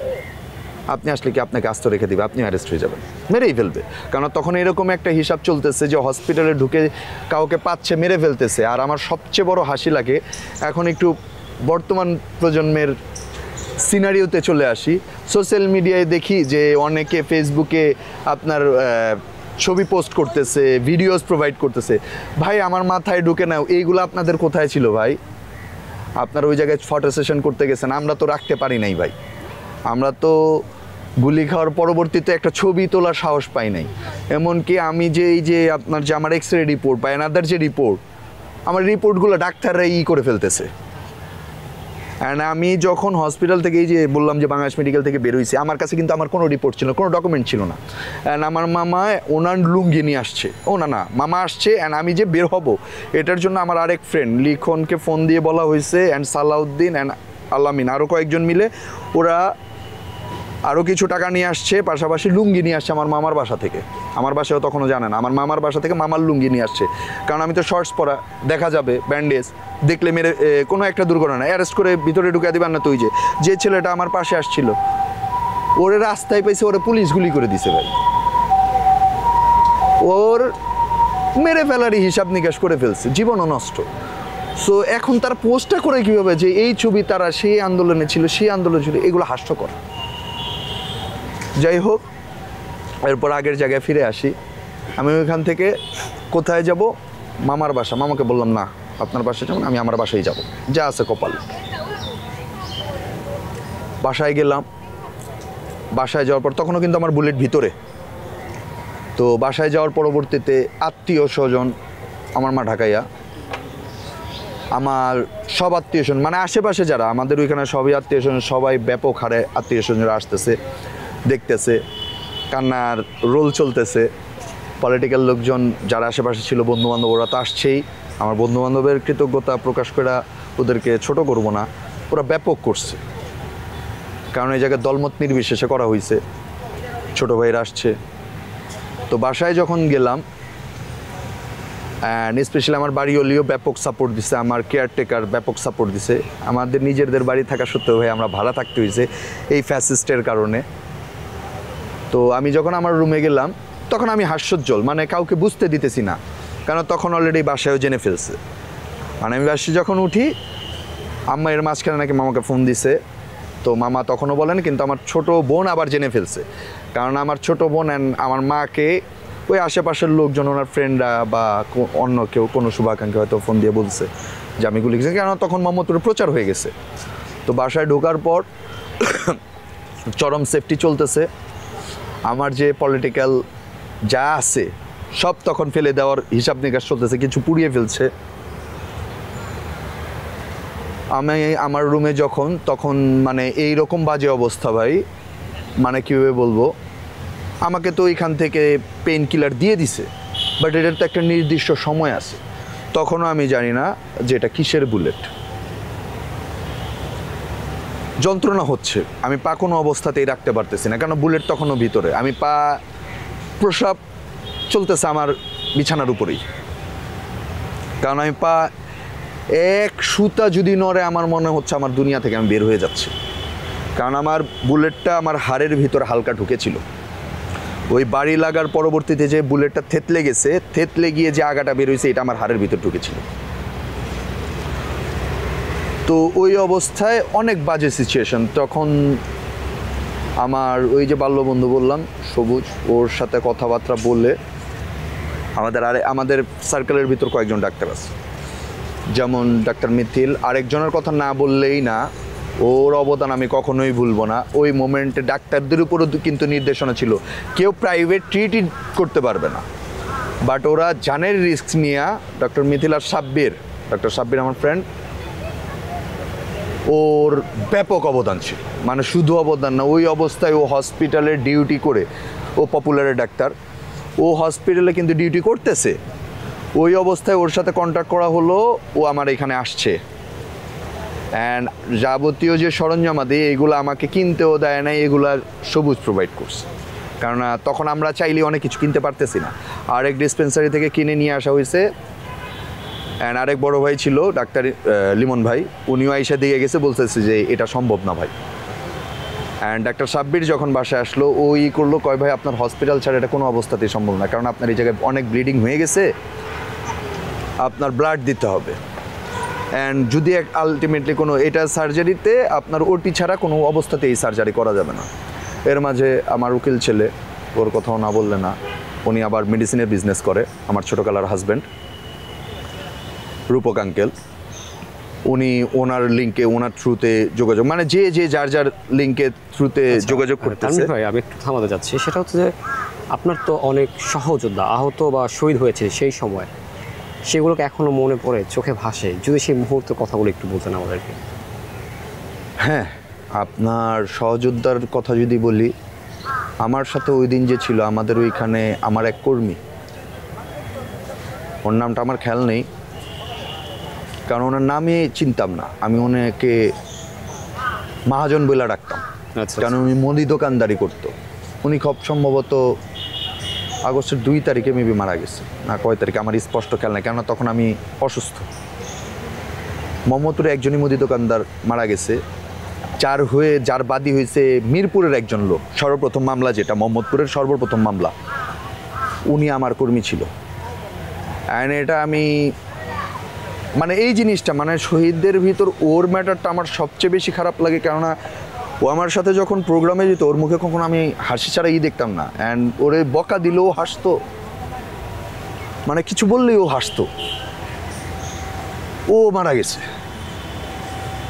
ও প্রশাসনের গুলিতেই মারা গেছে। আর প্রশাসনের গুলিতে মারা গেছে বলতে, প্রশাসন তখন এরকম কাজ করতো, প্রশাসন স্বেচ্ছায়, তখন তাদের বুলেটের উপর কার নাম লেখা আছে এটা জানা নাই, তারা নির্দ্বিধায় যখন যেটা খুশি, মানে রাজ্যের মালিকই ছিল তারা। ওয়াইফ, বাচ্চা, ওর বাচ্চাও কিন্তু ছোট ছোট, ওর কথাটাই বেশি মনে পড়ে, কারণ এটা একেবারে কাছের। বাকি শহীদদের যেমন বললাম যে আমার সামনে যে 3 জন মারা গেছে, এটা সাধারণ ভাই, এরা কারা এরা আমি জানি না, 2-3 জন যে পড়ে গেছে মানে এতটুকু বুঝতে পারছি, কারণ আমি তো সামনের দিকে ছিলাম। আমার যখন গুলি লাগে তখন আমি সামনের দিকে মুভ করি, ওই যে লাফ দিয়ে সামনের দিকে যাচ্ছি, বাট ওই এতটুকু রেটিনাতে যতটুকু কভার করে ডাইন সাইডে দেখতেছি যে 3 জন পড়ে গেছে, 2 জন বা 3 জন পড়ে গেছে, অ্যান্ড গুলি খেয়ে পড়ে গেছে। কেননা গুলির ফিনকি দিয়ে যে পড়ে গেছে একটু স্পষ্ট, আমার ডান সাইড থেকে আমি এটা স্পষ্ট। বাট শহীদের কথা ওই রকমভাবে আর বলতে পারবো না, কারণ ওই রকমভাবে শহীদদের দেখা হয় নাই। ওই ফারিয়ান ফায়াজ ওরটা দেখছি সরাসরি যখন নিয়ে যায়, কারণ ওর কিন্তু আমি মৃত অবস্থায় দেখিনি, ওর গুলি লাগছে কোথায় লাগছে সেটাও তখন জানি না, কারণ লোকজন ধরাধরি করে যে নিয়ে যাচ্ছে রিক্সা দিয়ে, একটুকি খালি দেখছি। বাট ওই রকমভাবে তখনও জানি এই ছেলেটা মারা যাবে, কারণ একটা বাচ্চা ছেলে, বয়সী বা কত হয়েছে। সো এরপরে আমার এই সেটটাতে আবার চলে আসি। আপনার 20 তারিখ এইভাবে চলে গেল, অ্যান্ড এর ভিতর আমার ফ্যামিলিতে কথা চলতেছে কোথায় নিয়ে যাবে। ইবনে সিনার কথা হইলো, তারপরে যে রূপক আঙ্কেল আমার ছোটো খালার হাজব্যান্ড, ওনার কথা বললাম, উনি কন্ট্যাক্ট করছে সোহরাওয়ার্দীতে, অ্যান্ড ওনারা পাঠায় দিবে। তখন আমার আম্মা বলতেছে যে আমার এই ছেলে গেলে আর আমার এই ছেলে ফেরত আসবে না, কারণ আমার এই ছেলেরা সবাই চিনে, ও যে যাবে। আমি আওয়ামী লীগ বিএনপি বুঝি না, আমি কোনো দল বুঝি না, প্রশাসন বুঝি না, ওরে সবাই চিনো। আমার এই পোলা যদি যায় হসপিটালে, এই পোলারে বাঁচায় আমি ঘরে আনতে পারবো না, ওরে ডাইরেক্ট ওই জায়গা থেকে আমার কবরস্থানে নিয়ে যেতে দিব। এটা আমার আব্বা আম্মার ডায়লগ ছিল। অ্যান্ড এক পর্যায়ে ওই লিমন ভাইয়ের কথা বললাম, ওনার লিঙ্কে অ্যান্ড আরও কিছু লিঙ্কে ফিনিশিংয়ে বাসা থেকে ডিসকাস করা হইলো যে আশেপাশেই কোনো এক জায়গায় আমাকে অ্যাডমিট নেওয়া হবে। বাট রাতের বেলা আমার অবস্থা অনেক বেশি খারাপ হয়ে গেল, অ্যান্ড আমি তখন ব্যথায় টিকতে পারতেছি না। এটা 21 তারিখের কথা বলতেছি, মানে ওই একদিন পরের দিন ড্রেসিং কিন্তু চলতেছে, ওই যে ডাক্তার সাব্বির অ্যান্ড মিথিল ওরা আমার ড্রেসিং করতেছে। অ্যান্ড ওই সময় পর্যন্ত মোটামুটি একটা সেফটি ছিল, তখন ওই রকমভাবে ছড়ায় নাই যেটা নিউজে দেখতেছি। 21 তারিখ আমার অবস্থা অনেক খারাপ হয়ে গেল, মানে খাবার দাবার অফ, পাশাপাশি আমি যন্ত্রণা নিতে পারতেছি না, বুলেট কিন্তু আমার ভিতরে।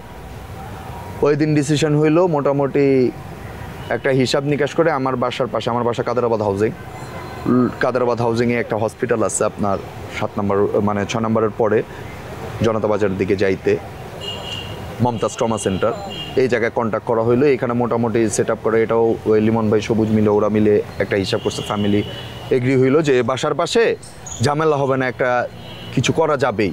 ওনাদের সাথেও কন্ট্যাক্ট করা হইলো, ওনারাও মোটামুটি আমার সেফটি এনশিওর করলো। সর্বপ্রথম কথা যেটা, আমার সেফটি এনশিওর করলো। এর পরবর্তীতে ওই রাতের বেলায় আমাকে অ্যাডমিশন করানো হলো, মানে অ্যাডমিশন শেষ, তখন বের হতে পারতেছি না, এটা বুঝছেন। আমার এই জায়গা থেকে রিক্সা নিয়ে আমাকে আমার মামা, আমার বোন জামাই কোলে করে নিয়ে, আমার ছোট ভাই তখন আগে হসপিটালে চলে গেছে, ও অ্যাডমিশনের কাজ কমপ্লিট করে আমার ছোট ভাই ফাইলগুলো নিয়ে আসছে, অ্যান্ড আমাকে কোলে করে, অ্যান্ড কোলে যে নিছে, মানে আমি ফার্স্ট টাইম হাত দিয়ে নিছি, আমি নড়তেই পারতেছি না, মানে মনে হচ্ছে আমার এখান থেকে ছিঁড়ে চলে, মানে আমার পাটা ছিঁড়ে পড়ে যাবে। তখনও আমলে নেই, তখন তো জানিও না বুলেটটা কত বড় বা কী অবস্থায়, কেননা তখন ট্রিটমেন্ট নেওয়াটাই দায় হয়ে গেছে। বুলেটটাকে অবশেষে বের করা হয়েছিল? হ্যাঁ, ওই ঘটনা একটু বলেন। ওই ঘটনাই বলতেছি।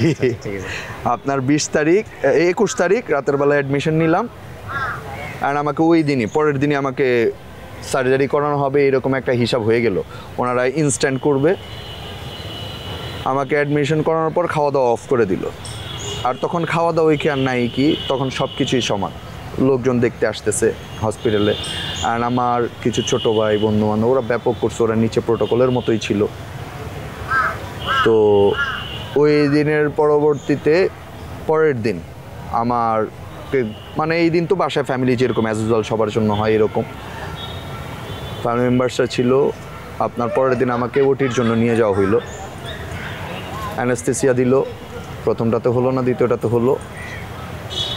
অ্যান্ড আমি সজাগ, আমাদের ফ্যামিলিগত একটা ঝামেলা আছে, আমার বোনেরও আমার মারও, আমাদের অ্যানেস্থেসিয়া খুব কম কাজ করে, মানে অবশ্যই কম, অবশ্য হয় না বললেই চলে। আমার স্পষ্ট খেলা আছে, আমাকে 2টা অ্যানেস্থেসিয়া দিচ্ছে, জেনারেল অ্যানেস্থেসিয়া দেওয়ার পর নাড়ানোর পর এই কিছুক্ষণ, প্রায় 1.5 ঘন্টা পর কিছুটা অবশ হইল। অ্যান্ড ওনারা বলতেছে আমি অজ্ঞান হওয়ার কথা, কিন্তু আমি অজ্ঞানই হইনি, যেটা বাস্তবতা। অ্যান্ড আমার এটা অবশ হইলো, এই জায়গায় আরও কিছু ইঞ্জেকশন পুশ করলো, অবশ হওয়ার পরবর্তীতে কাটতেছে, আমি স্পষ্ট টের পাচ্ছি, অ্যান্ড আমি সজাগ। কেননা এর আগে যে কিছু সিন হয়ে গেছে, ওই যে হসপিটাল গিয়ে ফেরত আসতেছি, এই যে ঝামেলাগুলো এইটা মাথার ভিতর তখন ভালোভাবে জায়গা ধরছে।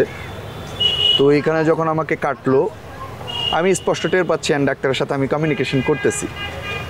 অ্যান্ড আমার যে সার্জারিটা করছে উনি মমতাজ ট্রমা সেন্টার, উনি এমডি, পাশাপাশি উনি শিকদার মেডিকেল কলেজ হসপিটালের উনি অর্থোপেডিক্সের বিভাগীয় প্রধান।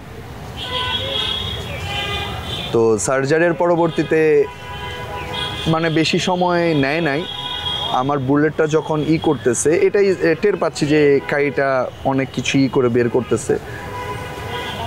বুলেটটা বের করার পর সর্বপ্রথম আমার ডায়লগ ছিল, বুলেটটা আমাকে দেন। অ্যান্ড বললো যে আপনি পাগলামি করেন না, এটা আপনাকেই দেওয়া হবে। আমি কিছু না, আগে আমাকে দেন। অ্যান্ড ওই জায়গায় আরেকটা ছোটো ভাইয়ের দুলাভাই ছিল ওই সার্জন হিসেবে, উনি বলল যে আপনি শান্ত হন, এটা আপনাকে দেওয়া হবে, আপনার তো সার্জারি চলতেছে, আপনি কথা বলতেছেন, এটাই তো নিষেধ। আমি তারপর অনেকটা একরোখার মতো হয়ে গেছিলাম, যার কারণে উনি ঘুরে আইসা একটা ব্যান্ডেজের উপর ওই বুলেটটা রেখে আমার হাতে দেয় না, এটা আমার হাতেই রাখছি।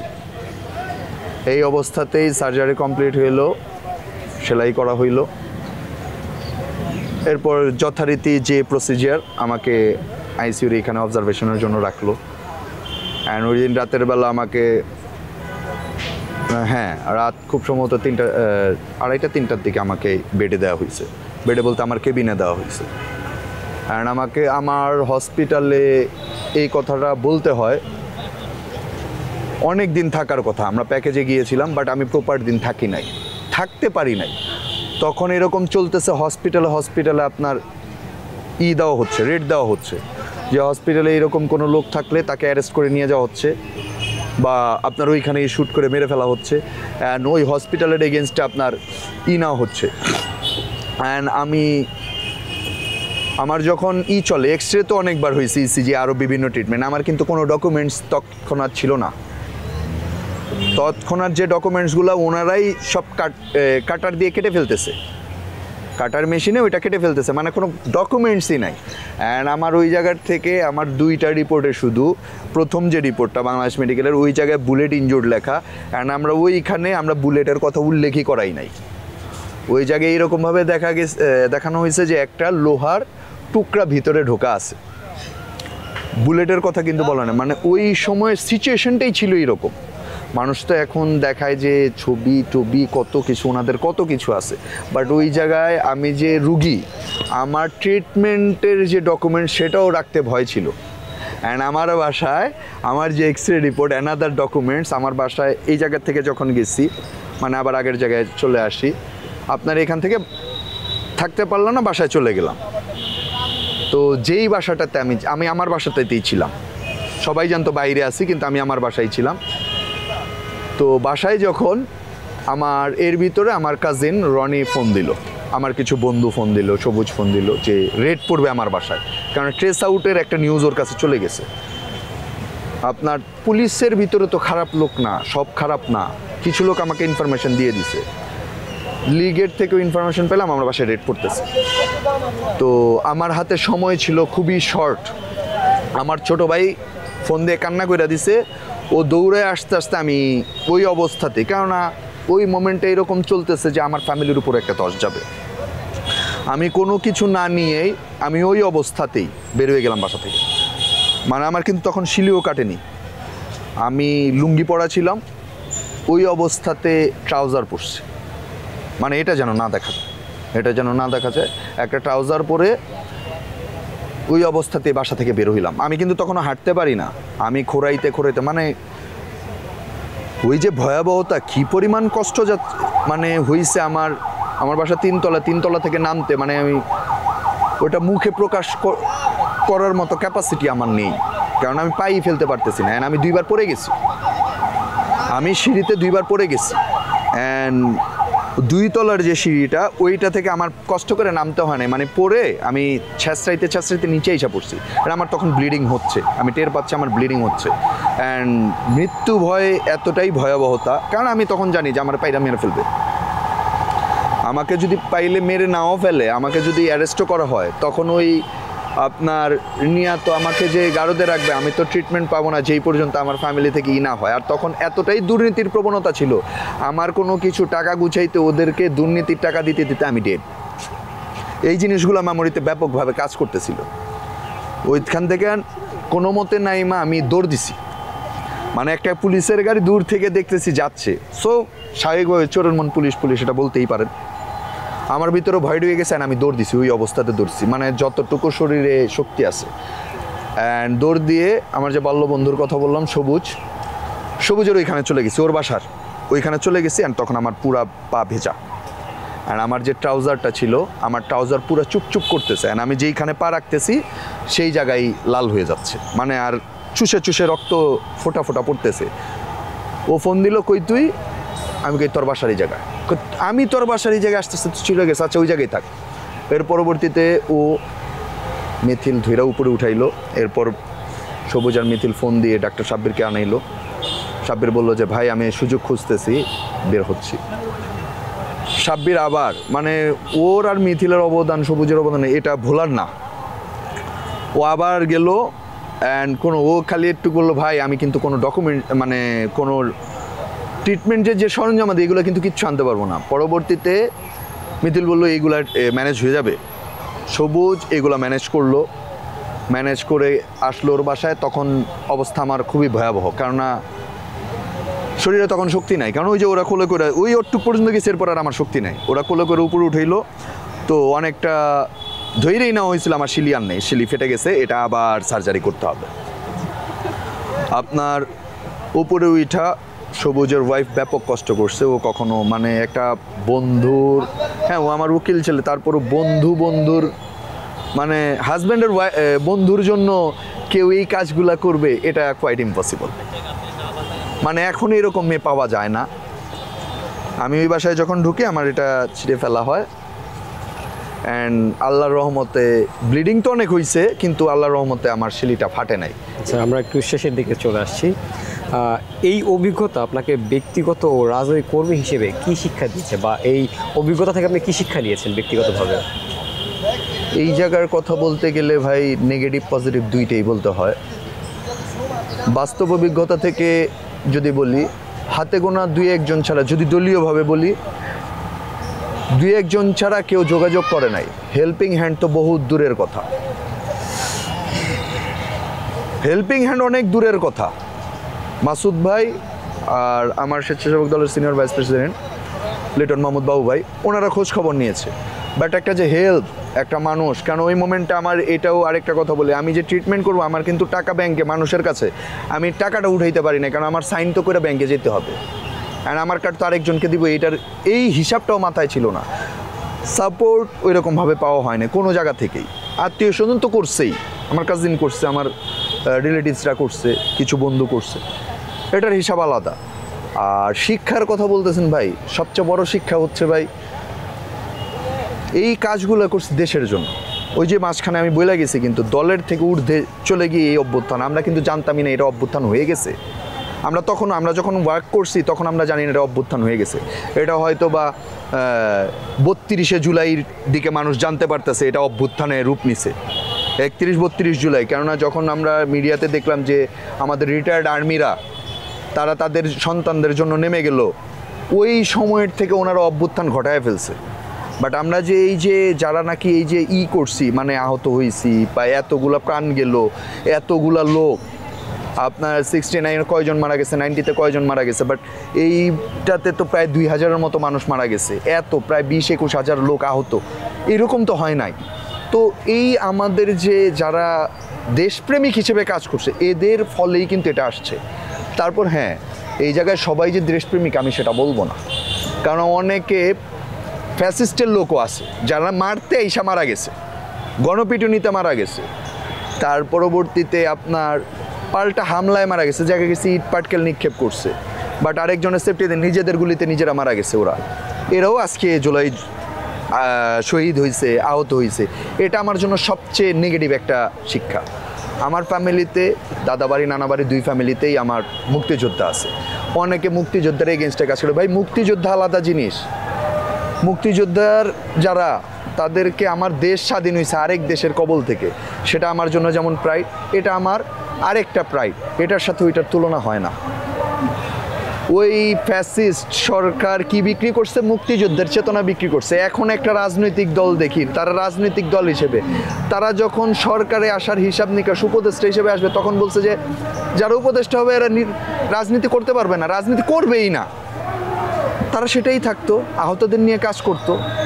তারা তো তাদের লোভই সামলাইতে পারলো না। আহত মানে তাদের ভিতর তো আহত নাই ভাই, তাদের ভিতর একজন ছাড়া, তাও পাছায় কয়েকটা বাড়ি খাইছে, কালচে হয়ে গেছে। এইরকম তো অহরহ আছে যারা নাকি এটার ক্লেমও করে নাই। ছিটাগুলি অহরহ আছে। আজকে আমার তো ছিটাগুলি কত খাইছি হিসাব ছাড়া, বাট লাইভ বুলেট খাওয়ার পরবর্তীতে যে কি প্রতিক্রিয়া আসে, একটা আহতের পরিবার কতবার যে আহত হয়েছে সেটা তো ওরা বুঝবে না ভাই। যার কারণে ওরা এখন জুলাইয়ের চেতনা বিক্রি করতেছে, বড় বড় কথা বলতেছে, এই জুলাই আহতদেরকে নিয়ে কার্যক্রম পরিচালনার চেষ্টা করতেছে। জুলাই আহত বা জুলাই যোদ্ধারা, জুলাই শহীদরা, এটা তো কারো বাবার সম্পত্তি না। এটা কেন কোনো দল ওন করতে চায়? এই জায়গায় রাজনীতির ঊর্ধ্বে যে কাজ করা হয়েছে, দেশের জন্য মানুষ কাজ করছে, কোনো দলের জন্য না। এই জায়গায় বিএনপির লোকজন ছিল, জামাতের লোকজন ছিল, হেফাজতের লোকজন ছিল, সাধারণ যারা কোনো দল বোঝে না। যেটা বললাম যে মাহফুজুল হক সাহেবের জামিয়া রহমানিয়ার স্টুডেন্ট, আরও অনেক কওমি মাদ্রাসার স্টুডেন্ট, এই যে স্টুডেন্টরা মাদ্রাসার শিক্ষার্থীরা বেরিয়েছে, ওরা কি কোনো দল করে? ওরা হেফাজত বুঝে? আরও বাচ্চারা বের হয়েছে, এরা কিসের দল করে? এরা তো কোনো দল করে না। এদের ভিতর থেকে তো সবচেয়ে বেশি আহত।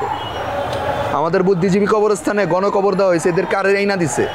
ওই বর্তমান যারা জুলাই আহতদেরকে বিক্রি কইরা টাকা কামাইতেছে, তার একদিন যা খবর নিয়ে আসছে, তারা এই যে এইবার গিয়ে আসলো, যে ওইখানে গেছে, সে কি হয়ে গেছে? সে তো প্রাইম মিনিস্টারও না যে ওই কবরস্থানে আর কেউ ঢুকতে পারবে না তারা ছাড়া। এটা তারা করছে, আমরা নিজেরা যেতে পারি নাই। কয়জন জুলাই আহত যোদ্ধাদেরকে তারা খবর নিছে। এখনও অনেক জুলাই আহত যোদ্ধা ভাই খাইতে পারে না ঠিক মতো, চাকরি চলে গেছে। আমার নিজের ব্যবসা ধ্বংস হয়ে গেছে ভাই, কারণ আমি সময়ই দিতে পারি না, আমি ব্যবসা করবো কোত্থেকে। এই যে 5 আগস্টের পর আপনার খোঁজ খবর দলীয়ভাবে কেউ নিয়েছিল, বা জুলাই ফাউন্ডেশন এখান থেকে কারো নিয়েছিল কি না? জুলাই ফাউন্ডেশন খবর নেয় না, জুলাই ফাউন্ডেশনের খবর নিতে হয়। ওইখানে গেছি, ওই যে বললাম ডাক্তার সাব্বির বলতেছে ভাই আপনি এখানে জমা দেন। ওই মাসুদ ভাই বললাম, মাসুদ ভাই বলছে তুই জমা দে, যেহেতু এটার ক্লেম হচ্ছে তুই জমা দে, তোর যেটা রিকভারি ওইটা তো হবে না, বাট নাম তো আসবে। ওইটার কারণে আরেক ছোট ভাই ইমরান, ওর মাধ্যমে ওর হেল্পে পরবর্তীতে যে জমা দিয়ে আসছি, যার বদৌলতে আল্লাহর রহমতে একটা কার্ড পাইছি ভাই, জুলাই যোদ্ধার একটা কার্ড পাইছি। বাট হাসতেছি, ব্যাপক দুঃখ লাগে। কিসের জন্য যুদ্ধ? এই যে খালি হাতে নেমেছি, দেশের জন্য নিজের উন্মুক্ত করেছি, ওই স্বাধীনতার চেতনা বিক্রি করা ফ্যাসিস্টের মতোই তো আরেক ফ্যাসিস্ট আইসা পড়ছে। গতকালকে, আজকে 17 জুলাই আমি ইন্টারভিউ দিতেছি, গতকালকে একটা দুর্ঘটনা ঘটাইছে। ভাই আপনাদের কি দরকার ছিল গোপালগঞ্জের এই ঘটনাটা ঘটানোর? ভাই আমি এটা রাজনীতির বাইরে যে কথা বলতেছি, এটা রাজনীতিক কথা না, বাস্তবতা বলতেছি।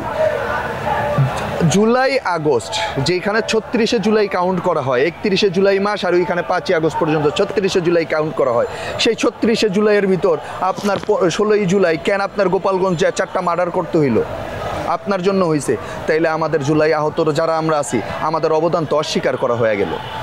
তারা বলবে যে এই জুলাইয়ের ভিতরে তোমরা 1 জুলাই ঘটাইছো, আরেক জুলাইতে তোমরা নতুন করে ঘটায় তোমাদের নিজেদের স্বার্থে 4 জন মারা গেছে। এটা ভাই বলবে না? তাদের তো কোনো দরকার ছিল না, তারা জুলাই আহত যোদ্ধাদের জন্য কাজ করুক। ভাই আপনি দেশ নিয়ে কাজ করেন, আপনার পদযাত্রা কে করতে বলছে? জুলাই আহত যোদ্ধারা করছে। আপনাদের রাজনৈতিক দল গঠন করছেন, ভালো কথা, ওইটা আপনারই কোন, কিন্তু আমাদের বিক্রি করতেছেন কেন ভাই? আমাদের বিক্রি করার তো কোনো অধিকার আপনাদেরকে আমরা দেই নাই। আমাদেরকে নিয়ে বসছেন, এখন পর্যন্ত টোটাল জুলাই আহতদের লিস্ট আছে, আপনারা কোথায় বসছেন এখন পর্যন্ত? কোথাও দাওয়াত দিয়ে বলছেন? আপনি কিসের কাজটা করেন? আপনারা কমিটি সাজাইছেন এত সুন্দর করে, কমিটির লোকজন আমাদেরকে সবাইকে নিয়ে বসছেন। আপনারা দলীয় কার্যক্রম করেন, যেমন আপনার 5ই আগস্টের পরবর্তীতে একটা প্রোগ্রাম করছে ওনারা সৌরবর দিতে। কেন ভাই এই জায়গার ভিতরে ভালো পরিবার, খারাপ পরিবার, নিম্ন পরিবার সব আছে। আপনি যদি রাজনৈতিক দল নিয়ে ইন্টারকন্টিনেন্টালে প্রোগ্রাম করতে পারেন, সোনারগাঁয়ে প্রোগ্রাম করতে পারেন, একদিন না তো সবাই দুস্থ মনে করে একদিন ওই জায়গায় ডাক দিয়ে খাওয়াইতেন, একটা প্রোগ্রাম করেন, না খাওয়ান একটা প্রোগ্রাম করতেন, 20,000 লোক নিয়ে আপনি একটা সমাগম করতেন। আর জুলাই আহতকে বিক্রি করতেছেন, এদের দিয়ে টাকা কামাচ্ছেন, কি কি ফ্যাসিলিটি দিয়েছেন, এগুলার তো কোনো কিছু ওপেন করতে পারতেছেন না এখন পর্যন্ত। আমাদের বিক্রি করেন না, আপনারা রাজনীতি করেন, আপনারা নির্বাচন করবেন, নির্বাচন করেন, সব করেন, দলমত নির্বিশেষে আপনার দল নিয়ে আপনি কাজ করেন, কিন্তু জুলাই আহতকে বিক্রি কইরার অধিকার আপনি করে কেউ দেয় নাই। আপনারা জুলাই আহতদেরকে বিক্রি করে এই কাজটা অন্তত করেন না। আর এই জুলাই মাসটা মানুষের মর্মান্তিক মাস। আপনারা একটা জায়গায় হ্যাঁ লিড দিছেন, শুধু আপনারা একা লিড দেন নাই, আপনারা সম্মুখ সারিতে ছিলেন, আপনাদেরকে মেনে নেওয়া হয়েছে, আমরাই বসাইছি, আর নয়তো আপনারা আসতে পারতেন না, কারণ আমাদের ভিতর ক্যাপাবল অনেক লোক আছে। আজকে আপনাদেরকে চিনে, আমাদের চিনেও না, আমরা যে কাজ করছি আমাদের চিনেও না, কারণ আমরা আমাদের হাইলাইট করি নাই। এরকম আমার থেকে আরও অনেক যোগ্য লোক আছে ভাই, যারা নাকি ওই জায়গায় দাঁড়াইলে আপনাদের অস্তিত্ব থাকতো না। আপনারা কেন নিজেদেরকে বিক্রি করেন? আপনাদের বিক্রি করেন, আপনাদের নিজেদেরটা নিজেরা বিক্রি করেন, কিন্তু আমাদের বিক্রি করার অধিকার আপনাদের কেউ দেয় নাই। এই জায়গাটার শিক্ষা ভাই, এই শিক্ষাটা পাইছি যে ওই বড় চাচা যখন জীবিত ছিল বলতো যে যুদ্ধ কইরা অনেকাংশে লাভ হয় নাই। আমি এখন বলি হ্যাঁ, জুলাই যোদ্ধা হিসেবে বলবো আমাদের এটা, আমরা যেটা চাইছি সেটা এখন আমরা পাইনি। আবার এটা বলবো না যে আগেরটা ভালো ছিল, আগেরটা অবশ্যই ভালো ছিল না। অ্যান্ড দেশের গভর্নমেন্ট অনেক কিছু নমনীয় করে নিয়ে আসতেছে, যেমন দ্রব্যমূল্য অনেকটা নিয়ন্ত্রণে নিয়ে আসতেছে, একদিনে সম্ভব না, সেটা আমরাও মানি। সংস্কার, ওনারা সংস্কারের কথা বললে জুলাই আহত যোদ্ধাদের জন্য কী করছে ওনারা? এখন পর্যন্ত ঘোষণাপত্রের হিসাব করতে পারে না। আপনারা ঘোষণাপত্রের হিসাব নিকাশ আটকে রাখছেন কেন? কে আটকে রাখছে? বিএনপি তো আটকে রাখে নাই। বিএনপি যদি আটকে রাখে, বিএনপিকে নিয়ে বসেন, আপনারা জুলাই আহত যোদ্ধাদের নিয়ে কাজ করেন। এখন পর্যন্ত আপনারা পদযাত্রা করেন, আপনারা জুলাই ঘোষণাপত্র ওপেন করেন, জুলাই সনদ দান করেন, আহত এনএলএগা শহীদ যারা হয়েছে এদের পরিবারের নিয়ে কাজ করেন না রে ভাই। আপনারা এমনিই দেখব, আপনি ওই এদেরকে খালি বিক্রি করে নিজের স্বার্থই দেখবেন, এদের স্বার্থ কী দেখছেন? এখনও অনেক লোক পইরা আছে যারা নাকি আপনার ঠিক মতো কাজ করে খেতে পারতেছে না, তাদের কর্মের ব্যবস্থা করেন। বলছিল জুলাই ফাউন্ডেশন কাজের ব্যবস্থা করবে, কজনের কাজের ব্যবস্থা করছে এখন পর্যন্ত? আমার আলহামদুলিল্লাহ আমার লাগবে না, আমি আমার ফ্যামিলির কারণে আমরা যথেষ্ট আছি। অনেকের পুনর্বাসনের, কেননা একটা মানুষ শেষ তার পরিবারের জন্য, সেই আপনার কার্যক্ষমতা রাখে অ্যান্ড তার ইনকামে পরিবারটা চলে, ওই লোকজনগুলো কোথায় যাবে? এদের নিয়ে কে কয়জন কথা বলতেছে? কয়েকটা অল্প সংখ্যক সংগঠন এদের নিয়ে কথা বলে, কিন্তু এটা বাস্তবায়িত হয় না। কেননা যারা চেতনা বিক্রি করছে 71-এর, এদের বাইরে যেমন কেউ কথা বলতে পারে নাই, তাইলে রাজাকার হয়ে গেছে। আর জুলাই যোদ্ধাদের যারা বিক্রি করতেছে এখন, এদের বাইরে কেউ যাইতেই পারে না। যেমন গতকালকের ঘটনায় তারা গভর্নমেন্টকে থ্রেট দেয়, একে থ্রেট দেয়, তাকে থ্রেট দেয়। ভাই আপনাদের ওই জায়গায় যাওয়ার দরকার না, আপনারা এদের নিয়ে কাজ করেন। আমাদের নিয়ে কাজ করলে আমরা অটোমেটিক্যালি আপনাদের পক্ষে কথা বলবো। শেষ দিকে চলে আসছি, একটু শেষ করে যাচ্ছি, আপনারা অনেক সময় নিয়ে নিয়েছে। আগামী নতুন প্রজন্মকে কোনো বার্তা দিতে চাচ্ছেন কিনা? বার্তা দেওয়ার ক্ষেত্রে এটাই বার্তা দিব যে আমরা বরাবরই কিছু ভুল করে আসি, ভুল লোকের কাছে আমাদের দায়িত্বটা চলে যায়। সামনে এইরকম যেন আর না হয়, সেটার জন্য সর্বসাধারণের উপর আমার কথাটা দেখবে, স্পেশালি ছাত্র, যেমন ছাত্ররা বলে আমরা ছাত্র, যেই জায়গায় ছাত্ররা আগে কথা বলতে পারতো না, বাক স্বাধীনতা আসছে তাই বলে ছাত্ররা অনেক ক্ষেত্রে বলে আমরা ছাত্র, একটা ইলিগেল কাজ করার পরবর্তীতেই তারা বলে ছাত্র। ভাই এটা কইরো না, কারণ আমরা দেশের নাগরিক। আমরা যদি রুলসগুলো মেনটেন করে সামনের দিকে আগাই, আমাদের সামনের প্রজন্মটা ভালোভাবে যাবে। আর নয়তো আরেকটা ফ্যাসিস্ট তৈরি হবে, যেই ফ্যাসিস্ট আমাদেরকে আবার ধ্বংস করে দিবে। অ্যান্ড যারা আজকে বলতেছে আমরা ছাত্র, এটা যারা বলতেছে, যদি সামনে জুলাই ঘোষণাপত্র বা জুলাই সনদের পারফেক্ট সিল না আসে, তাহলে এই যে আমরা যারা জুলাই যোদ্ধা আছি ভাই, আমাদেরকে মেরে ফেলা হবে। আমি ওপেনই বলে গেলাম, আমাদেরকে মেরে ফেলা হবে আমাদের বাসায় ঢুকে, কারণ আমাদের প্রত্যেকেরই ডকুমেন্টস আছে, আমাদেরকে মেরে ফেলা হবে। তখন তোমরা ছাত্রও বলতে পারবা না। আর প্রত্যেকেরই ভুল থাকে, আমরা যদি আমাদের নিজেদের ভুলগুলো নিজেরাই শুধরাই। যেমন গত বছর জুলাই আমরা অভ্যুত্থান কেন করছি, আমরা বুঝতে পারছি প্রত্যেকে আমরা দেশের জন্য কাজ করছি, আমরা কোনো দলের জন্য কাজ করি নাই। কমান্ড মানছি, বাট দেশের জন্য কাজ করছি। আমার দেশ এখন মৃত্যুবরণ করবে, তখন আমরা দেশের হয়ে কাজ করছি। ফ্যাসিস্টের হাত থেকে আমরা দেশটাকে রক্ষা করছি। কিসের জন্য রক্ষা করছি? যেন পরবর্তী প্রজন্মটা বা আমরা ভালো অবস্থানে থাকতে পারি। সো এখন যদি আমরা নিজেরা নিজেদেরকে শুধরায়া ভালোর দিকে নেই, আমাদের দেশটা ভালো থাকবে, সুস্থ থাকবে। আর যদি আমরা সঠিকভাবে আমাদের দেশটাকে টেক কেয়ার করতে না পারি, আমাদের দেশটা আবার অসুস্থ হয়ে যাবে, ক্যান্সারের থেকে ভয়াবহতার দিকে চলে যাবে, দেশটা আবার মৃত্যুর দিকে যাবে। তখন আবার অভ্যুত্থানের দরকার হবে। আমি মনে করি এই অভ্যুত্থানের যেন আর দরকার না হয়, সবাই আমরা নিজেরা শুধরায়া যাই। যার যার প্রেক্ষাপট থেকে যে যেই সংগঠন করুক, যে ছাত্র সে ছাত্র থেকে তার ছাত্রত্ব থেকে ভালো কিছু করুক, যে শ্রমিক তার শ্রমিকত্ব থেকে ভালো কিছু করুক, যে যতটুকু পারে দেশের জন্য যেন কাজ করে যায়, দেশ যেন আর অসুস্থতার দিকে না যায়। এটা বলেই আমি আজকে আমার শেষটা শেষ করতে চাই। আপনাকে অসংখ্য ধন্যবাদ আমাদেরকে এতক্ষণ সময় দেওয়ার জন্য। আর আমরাও খুব সরি আপনাকে কষ্ট দিয়ে তখন দরকার। না না না, এটা কষ্ট না। আমি আপনাদের সাথে আয়েশা কথা বলতে পারায় আপনাদেরকে ধন্যবাদ, অ্যান্ড নিজেও কৃতজ্ঞতা প্রকাশ করতেছি। কারণ আমি এখন পর্যন্ত কোথাও যাইনি বা কোথাও কথা বলিনি। দুই জায়গা থেকে বলা হয়েছে, আমি যাইনি বা বলিনি, কারণ ভিতরে ক্ষোভ ভাই।